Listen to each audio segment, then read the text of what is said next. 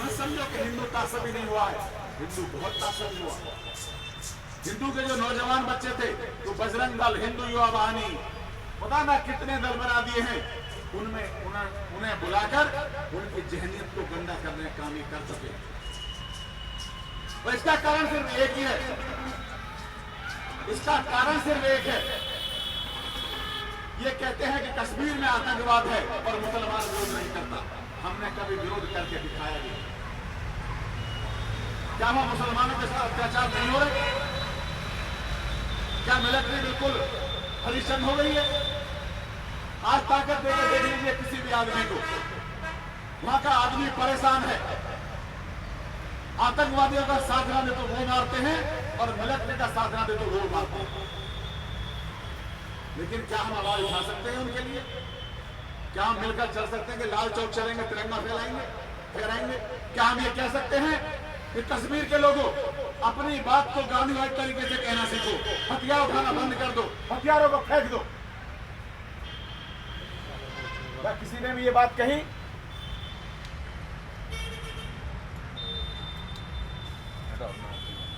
क्या कोई भी ये बात कहने को तैयार है?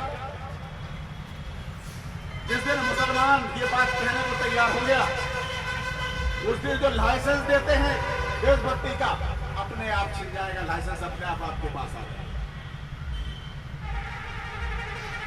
राजनीतिक पार्टियां अपने फायदे के लिए हमें हिंदू मुस्लिम में बांट लेती हैं। उनका तो खुला एजेंडा है बिल्कुल कि हमें बांटना है देश को। 80% हिंदू को एक साथ करना है, चाहे मंदिर के नाम पर करना पड़े, चाहे गाय और गंगा के नाम पर करना पड़े। उनका तो एजेंडा है, लेकिन कुछ लोग छुपे हुए एजेंडे के साथ भी काम कर रहे हैं। एक आदमी की मदद करके दिखाएंगे, सारे अखबारों में छप पाएंगे। मुजफ्फरनगर कांड होता क्या अगर वहां न्याय हो जाता? घटना हो गई, घटना के बाद अरेस्ट हो गए लोग, आपने क्यों अन्याय किया? क्यों छुड़ाया उन्हें?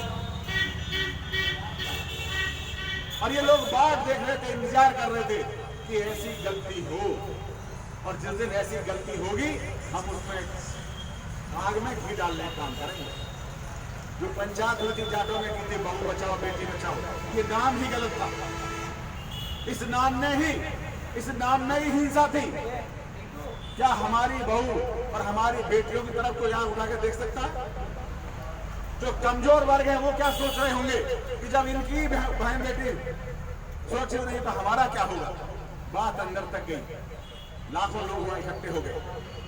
10 वक्ता बोले थे पहले, एक वक्ता ने भी, जिसमें जाट थे सारे, एक वक्ता ने भी ऐसा कोई बयान नहीं दिया था जिससे लड़ाई भड़के। और 11वां वक्ता था संगीत सिंह सोह, उसने झूठा बयान दिया कि हमारी बहन पकड़ी है और उसको हाथ बोले हैं इस पंचायत पकड़ने में आ रहे थे और 10-12 मुस्लिम लड़के पकड़ लिए। बस बवाल खड़ा हो। हिंदू मुस्लिम एकता तो छोड़ दीजिए, लेकिन जाट मुस्लिम एकता खत्म हो। मुजफ्फरनगर में हिंदू मुस्लिम लड़ाई नहीं हुई, साजिश हुई जाटों के साथ और मुसलमानों के साथ। क्योंकि पश्चिम उत्तर प्रदेश में ये जाट और मुसलमान एक साथ खड़े हो जाते थे तो पूरे इन लोगों को मिट्टी चटा देते थे। लेकिन इन्हें तोड़ना था, इनके बीच झगड़ा करना था। टिकैत साहब जब आंदोलन करते थे तो 50% अगर हिंदू होता था तो 50% मुसलमान भी होता था। आज किसानों के आंदोलन नहीं हो पा रहे, मुस्लिम भाई किसानों के आंदोलन में नहीं आता। मंडोला में आंदोलन कर रहे हैं, मुस्लिम लोगों के 100 प्लॉट हैं, लेकिन मुश्किल से 10 लोग आवाज में डर की वजह से। किससे डरते हो? ये खा जाएंगे क्या? अगर उस अल्लाह ताला पर विश्वास है, अगर अपना ईमान आपका पक्का है, तो इन लोगों ने डरना क्या? इनके सामने आइए, खड़े होइए और साथ दीजिए हम लोगों का, ताकि हम छाती ठोक कर कह सके कि अगर एक मुस्लिम पर भी आना चाहिए तो हम अपना खून बहा देंगे वहां, लेकिन हम भी डर जाते हैं जब हम देखते हैं कि पीछे खाली पड़ा है सारा। किस ताकत से कहें? बताइए किस ताकत से कहें आपकी बात? उस दिन हिम्मत आई थी, जिस दिन खाना खिलाया था, उस दिन समझ में आई थी बात कि मुसलमान इस देश को प्यार करता है, इस देश के लोगों को प्यार करता है, ये समझाने की जरूरत नहीं, उसकी जहनियत में है, उसके खून में है, उसे बताने की जरूरत नहीं किसी को। लेकिन आज प्रचार उल्टा है। अभी मंदिर पे फैसला आने वाला है सरकार का। कोई भी पार्टी किसान नीति नहीं देगी, कोई भी पार्टी व्यापारियों के लिए नीति की घोषणा नहीं करेगी, कर्ज माफी की घोषणा करेगी। नहीं चाहिए कर्ज माफी। अगर पैसा लिया है तो पैसा देंगे भी। हमें इतना ताकतवर बनाओ, हमारे साथ जो शोषण उसे बंद करो, हम जो कर्ज लेंगे उस कर्ज को लौटाएंगे। हमारी मजदूरी पता कितनी लगती है? जो न्यूनतम समर्थन मूल्य निकाला जाता है उसमें किसान की मजदूरी रबी की फसल में 90 दिन की और खरीफ की फसल में 90 दिन की 100 रुपए रोज, यानी कि 18,000 रुपए साल में 1 एकड़ पर एक आदमी इस देश के लिए काम करता है। और एक मनरेगा का मजदूर है, 250 रुपए 100 दिन के मिलते हैं और हमें 180 दिन के 18,000 रुपए मिलते हैं। और 250 रुपए उन्हें 100 दिन के मिलते हैं। ना ट्रैक्टर चाहिए, ना फावड़ा चाहिए, ना कोई बैल चाहिए, कुछ नहीं चाहिए, बस जाके खड़े हो जाना है और मजदूरी का 250 रुपए मिलना ही है। यानी कि 50 रुपए रोज में हम 1 एकड़ पर एक मजदूरी लगाती है सरकार हमारी। तो हमारा भला हो सकता है क्या? आप लोग हमारी बात नहीं उठाओगे तो क्या हम आगे बढ़ सकते हैं कभी? आप लोगों को हमारे कंधे से कंधे मिला के चलना पड़ेगा। हमेशा रहे, गांव पूरी इकाई होता था। गांव में लोहार, बढ़ी और धोबी, नाई सारी एक यूनिट होती थी। गांव से सब भाग आए, सब शहर में चले आए, सब 6-6 महीने पे काम करते थे। सबके घर में नाच जाता था, सब ताऊ चाचा भैया भतीजे होते थे। आज हिंदू और मुसलमान हो गए, आज मैडम और सर हो गए हैं, आंटी अंकल भी बंद हो गया। ये संस्कृति का जो पतन है, जो हम पश्चिम की तरफ बढ़ते जा रहे हैं। और बड़ी बात कहूं मैं आपको, हिंदुस्तान के मुसलमान को गद्दार कहने वाले लोग हिंदुस्तान के लोग नहीं, बल्कि अमेरिका कहना चाहता है कि हिंदुस्तान के मुसलमान गद्दार। पूरे विश्व में उसने मुसलमान को गद्दार घोषित करने का काम कर दिया। या तो उसे तेल दे दीजिए फ्री में, या तो अपनी संपदा फ्री में दे दे मुसलमान, और लड़ेगा तो गद्दार कहेगा। और हम ये सिद्ध नहीं कर पाए, हमारे मुसलमान भाई ये नहीं बता पाए कि गद्दार हम नहीं, गद्दार तुम हो, तुम हमारी संपत्ति पर कब्जा करना चाहते हो, अताताई तुम हो, आतंकवादी तुम हो। और हमारे नेताओं में तो इतनी हिम्मत ही नहीं कि वो कह दें कि अमेरिका ने गलत किया। ईरान के साथ, इराक के साथ, इंडोनेशिया के साथ, सीरिया के साथ, लीबिया के साथ कितने देश बर्बाद कर दिए, और अब बर्बादी हिंदुस्तान ही करना चाहते हैं। लेकिन भाइयों एक बात समझ लीजिए, मैं बुजुर्गों से भी कहना चाहता हूं, इन पार्टियों के लाभ में अपने आप को मत फंसाना। इन पार्टियों को ये बताओ, इन नेताओं को ये संदेश पहुंचाओ कैसे ही कि वहां तुमने गठबंधन किया तो जरूरी नहीं कि हम तुम्हारे गठबंधन के साथ रहेंगे। जिस दिन आपने ये समझा दिया कि साहब अखिलेश और मुलायम का गठबंधन हो जाए, अखिलेश का और मायावती का, तो चुनाव जीत जाओगे। क्या किसी दिन 4.5 साल में कोई इनमें से नेता ये कहने आया कि हम मुसलमान के साथ कर रहे हैं, उसे गद्दार मत कहिए? कहने आया कोई? क्या यहाँ अस्पताल में पानी भरा रहा कोई आया नेता? लेकिन हम गुलाम हैं, गुलाम। पहले अंग्रेजों के गुलाम थे, आज इन पार्टियों के गुलाम हैं। हमारी कोई नीति नहीं, हमारी कोई सोच नहीं, और जिनकी सोच है वो राजनीति करना। मार्टिन फ्रेजर जैसे लोग, जो उनके सारे साथी, ये राजनीति करना नहीं चाहते, कहते हैं राजनीति बुरी बात है। जरा दोबारा विचार करना आप लोग सारे साथी, आप नौजवान साथी हो, आप भारत की तकदीर बदल सकते हो। आप 500 लोग अगर इकट्ठे हो जाओ तो एक विधायक को चुनाव हराना जिताने काम कर सकते हो, और आप कहते हो हम राजनीति नहीं करेंगे। आपने अपने विकास के दरवाजे अपने आप बंद कर लिए। क्या विकास सड़क पर हो सकता है? विकास सदन में होगा। जब आप विधायक बनकर पहुंचोगे और वहां जब कहोगे तो आपकी कलम में ताकत होगी, वो काम होगा। यहाँ चिल्लाते रहना कोई सुनने वाला नहीं है। यहाँ सामान्य आदमी हो, जिस दिन विधायक बनकर पहुंचोगे उस दिन विशेष आदमी हो। और आपके तो राजनीति नहीं करेंगे, गुंडे राजनीति करेंगे, फिरका परस्त वाले करने वाले लोग राजनीति करेंगे, हिंदू मुस्लिम बनाने वाले राजनीति करेंगे। वो राजनीति नहीं कर रहे, वो षड्यंत्र कर रहे हैं इस देश के साथ। आप राजनीति कर रहे हो, इन्हें समाज सेवा कहते हैं। वो समाज सेवा नहीं है, वो राजनीति है आपकी।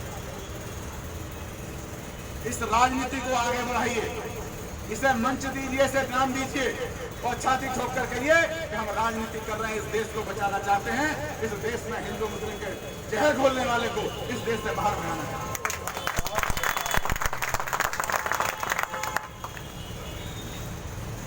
देख रहे हो टीवी पर बहस हो रही है 3 तलाक पर। मामला मुसलमानों का अपना, उनकी अपनी शरीयत, वो बीच में कहां से आए भाई? वो अपने आप करेंगे तलाक देना है या रखना है। बहुत सारे कानून पर फॉलो होते हैं, उनके पीछे रहते हैं हमेशा, लेकिन बदनाम करना है। पूरी मुस्लिम कम्युनिटी को यह दिखाना है कि मुसलमान मर्द महिलाओं पर अत्याचार करते हैं, राक्षस हैं ये लोग। चंद 4 महिलाओं को ले आए आप, पूरे देश की महिलाओं का, पूरे देश के मुस्लिम महिलाओं का अपमान नहीं कर रहे क्या?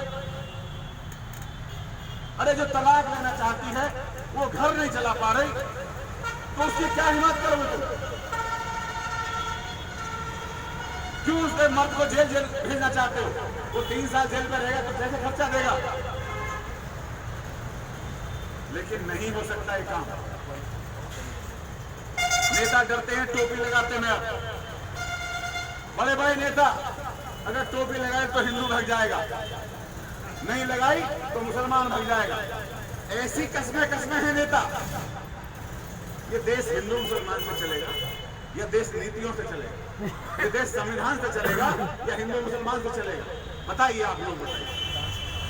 देश संविधान से चलेगा। जो हमारा प्यार है उस प्यार से चलेगा। जहां हिंदू के घर में मुसलमान सारे काम करते हैं, ऐसे घर बहुत देखे हैं मैंने। हमारे घर में, हमारे पड़ोस में गांव एक सोनपुर, हमारे बाबा के साथ सोनपुर के रजा बाबा, जिन्हें हम बाबा ही कहते हैं, वो पूरी जिंदगी रहे। उनके बच्चों की शादी करना, उनके बच्चों की देखभाल करना हमारे बाबा ने किया, और हमारे परिवार की देखभाल करने का काम रजा बाबा ने किया। आज वो प्यार कहीं बचा है? इस प्यार को तोड़ना चाहते हैं बस, और ये तोड़ भी दिया है, लगभग तोड़ भी दिया है। इसे इकट्ठा करना चाहते हो, इन पार्टियों को जवाब दीजिए, एक बड़ी रैली कीजिए और कहिए कि हम उसके साथ हैं जो नीतियों पर काम करेगा, जो किसान पर काम करेगा, जो मजदूर पर काम करेगा, जो इस देश के लिए काम करेगा, जिसमें देश की आत्मा बसती होगी, हम उसके साथ हैं। ना भाजपा के साथ है, ना बसपा के साथ है, ना सपा के साथ है, ना कांग्रेस के साथ है। कर लीजिए अपने गठबंधन, बनाइए अपना मैनिफेस्टो, लागू कीजिए, बताइए कि ये मैनिफेस्टो है, इस पर बताइए कौन क्या कहता है। जब तक राजनीतिक अवेयरनेस नहीं आएगी, जब तक राजनीतिक जागृति नहीं आएगी, तब तक देश का विकास नहीं कर सकते। ऐसे ही लोग एक बयान देकर पूरे लौनी का माहौल खराब करेंगे और सबको भय में डाल देंगे, सब भयग्रस्त हो जाएंगे। अभी गाय निकल जाए तो मुसलमान की हिम्मत नहीं, गाय के लाठी मार दे, गाय कहते हट जा, है हिम्मत क्या? अभी हम आंदोलन कर रहे थे यहाँ मडोला में, 10-12 गाय के सिर वो मिल गए, कोई डाल गया, ये सिर यहाँ सिर और पैर, तो भीड़ इकट्ठी हो गई। सबने कहा गोवंश है, ये है, वो है, उन्हें फोन करो, उन्हें फोन करो। मैंने किसी को फोन मत करो, इंस्पेक्टर साहब को बुलाओ और इन्हें दफनाओ और बात खत्म हो। अगर फोन करोगे तो बवाल होगा। यहाँ लोग दिखाएंगे कि हम बड़े हिंदूवादी हैं। भाई गाय का कत्ल हो गया, लोनी के मुसलमान करके ले गए, चाने में क्या हुआ? चाने में यही तो हुआ, उन 17 साल के बच्चों ने क्या गाय काटी? फिर क्यों छोड़ा पड़ा उन्हें? फिर क्यों छोड़ा उन्हें? पूरी साजिश थी। वहाँ वो चल रहा था आपका त्योहार। हमारे गांव का एक अमीन है, वो 10 दिन उनकी ड्यूटी लगी। मैंने उनसे बात की, उन्होंने बताया कि यहाँ सारा इंतजाम इन लोगों ने अपने आप किया था। यहाँ तो सिर्फ ये कहते थे अल्लाह वाले इधर जाओ और बाकी सब उधर जाओ, अल्लाह वाले इधर आ जाओ, अल्लाह वाले इधर आ जाओ। 15-20 लाख आदमी आया था, पूरे विदेशों से भी लोग आए थे। बीजेपी को बर्दाश्त नहीं हुई कि 15-20 लाख आदमी आ गए और मुसलमान में कोई आफत नहीं आई, कोई झगड़ा नहीं हुआ। कहीं ना कहीं झगड़ा होना चाहिए। 2 दिन पहले वो गौवंश घेर दिया था जाकर योगेश राज जैसे लोगों ने। वो डीआईजी कहता कि हाँ घेरा था 2 दिन पहले का ये मीट है। जो रिपोर्टिंग चौकी नहीं है उस पर आपने क्यों जाम लगाया? चिंगरावटी रिपोर्टिंग चौकी नहीं है। वो फिर एक जाट और मुसलमान को लड़ाना चाहते थे। उन्हें पता थी कि अब नमाज हुई है, अब दुआ होकर सब लोग निकलेंगे। ये तो प्रशासन की बुद्धिमानी थी, एसडीएम की, वहाँ की तहसीलदार की और सुबोध कुमार की, कि उन्होंने उस तरफ से ट्रैफिक नहीं आने दिया। औरंगाबाद सारा ट्रैफिक डाइवर्ट कर दिया। वो चाहते ये थे कि चिंगरावटी, ये महाव, ये जितने भी गांव है जाटों गांव हैं, एक बार फिर जाटों को मुसलमानों से लड़ा दो, झगड़ा तुम कर दो, फिर जाट जाना और मुसलमान जाना। तो साजिश फेल की इन 2 लोगों ने अपनी कुर्बानी देकर। तो समझने की तो बहुत बातें, बहुत सारी बातें हैं।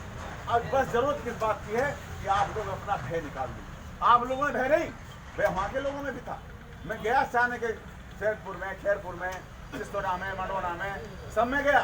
मैंने कहा तुम एक बार जाओ तो सही, उसके घर तो जो लड़का मरा है उसके पीछा तो कर आओ। कोई नहीं गया। फिर गए कौन? जिन्होंने वो लड़का मारा। बजरंग दल के लोग वहाँ बैठे रहे, शिवसेना के लोग वहाँ बैठे रहे और उन्होंने उस बात को अपने कब्जे में ले लिया और अंत में उससे मिलाकर मुख्यमंत्री थे और बात खत्म कर दी। मारने वाले ही उसके बाप के साथ थे। जाटों में इतनी हिम्मत नहीं हुई तो उसके घर जाकर उसके पीछे कर आए। जयपाल सिंह से कहा मैंने, विधायक जी जाके वो खड़े हो जाओ। 4 बार विधायक जी के यहाँ गया, लेकिन एक बार भी खड़े होने की हिम्मत नहीं हुई। आप डरे हो नहीं हो, डरा हुआ हिंदू भी, जो अच्छा हिंदू है वो भी इतना ही डरा हुआ है। और यही उसकी गलती है, डरते रहना। जितने डरोगे उतने ये लोग दबाएंगे। एक ऐड आता है कि डर के आगे जीत है, डर के आगे ही हम जीतेंगे। हमें ये डर तोड़ना पड़ेगा, ये आडम्बर हटाना पड़ेगा। सोचना पड़ेगा कि मर भी गए तो कोई बात नहीं, कौम के लिए मरे थी। तो भाइयों, दोस्तों, समस्या हो किसी की, समस्या किसानों की मंडोला में है, आपकी नहीं है, लेकिन आप भी प्रभावित उससे होगे। अगर हम दुखी हैं तो दुखी आप भी रहो। हम अगर नहीं परेशान रहेंगे तो आपके पास आएंगे, हमें ये चीज़ दे दो, और वो उसके पैसे दे के नहीं जाएंगे तो परेशान होए ना होए। बहुत सारी चीज़ें ऐसी हैं जो हमारी और आपकी जुड़ी हुई हैं। इसलिए हम लोग, आपकी कोई परेशानी हो तो हमें बताइए, हम बीच खेत आपके साथ रहेंगे। और हमारी तो परेशानी चली रही है, आप इन हजारों की संख्या में जरा आ जाइए। तो देखिए सरकार कैसे न सुनती है। आप भी तो हमारा साथ नहीं दे रहे हो, सरकार तो दे ही नहीं रही। आप भी एक बार साथ देकर देख लीजिए। हम आपसे विनती करने आए हैं। 9 तारीख को हम आगरा में होंगे। आगरा में मोदी जी आ रहे हैं और वहाँ हमारे किसान धरना प्रदर्शन कर रहे हैं। हम 8 तारीख को अपनी चिता बनाएंगे और 9 तारीख को वहाँ के किसान चिता पर लेटकर और मोदी से कहेंगे कि इतना आग लगा जाओ, इन्हें अंतिम क्रिया कर जाओ और पूरा आगरा में। हम लोग इतने परेशान हैं। लोकतंत्र में हथियार से लड़ाई नहीं होती, लोकतंत्र में लड़ाई विचार से होती है। लोकतंत्र में लड़ाई जनता के बहुमत से होती है। और बहुमत हमारे पास होते हुए भी हम घर से नहीं निकाल पाए। अगर हम इस बहुमत को घर से निकाल लें, अपने दिमाग को ठीक कर लें और ये तय कर लें कि हमें अब इन लोगों के खिलाफ खड़ा होना है और उन लोगों के साथ रहना है जो इस देश के लिए काम कर रहे हैं, इस देश के खुशहाली के लिए काम कर रहे हैं, तो निश्चित रूप से हमें चुनने में परेशानी नहीं होगी। हम अच्छे लोगों को चुन पाएं। तुम फसादात के मंसूबे बनाते कहो, कौम को आपस में बांट कर लड़ाते कहो, तुम भी महफूज ना रह पाओगे नादानो, अपने ही मुंह नाक लगाते कहो।